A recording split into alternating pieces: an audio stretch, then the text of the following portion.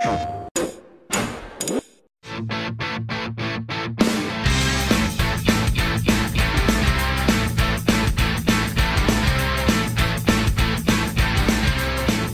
name is Richard Marks. I work in the R&D department at PlayStation. My name is Anton Mikhailov. I'm a researcher on the Motion Controller project.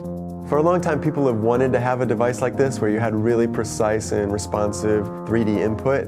What we're working on is really the next generation of user interface. The motion controller works by tracking the ball with the camera and then also uses internal sensors.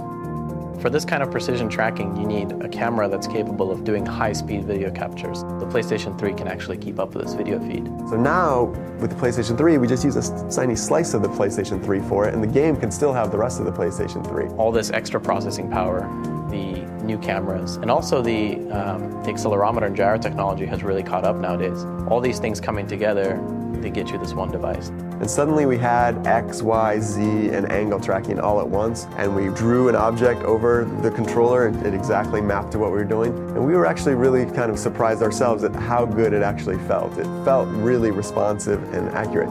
That's really important to any user interface. It's important that it feels connected to and it feels like your intent is properly being translated into the game. Having precise position tracking like we do from the camera really means we know exactly where it is, not just how it's moving. We actually know when you move it here or here or here, so we can draw something very fine and precise. You can do things that you couldn't do if you don't know where the tip of it is.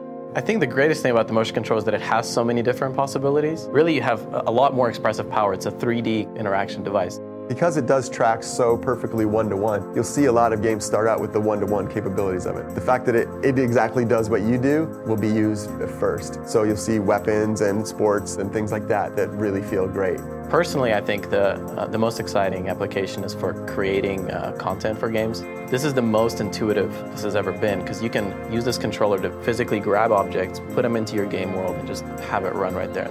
That opens a lot of new possibilities that haven't even been explored at all before. Then the next set of things I think we don't quite understand yet, which is since we have such a precise input device, what will we use that for beyond this kind of one-to-one literal mapping? We're not tailoring it to the hardcore, the casual. This is just a strictly better interface for the kind of games that we want to make. For those kind of games, this device is much better than other traditional devices.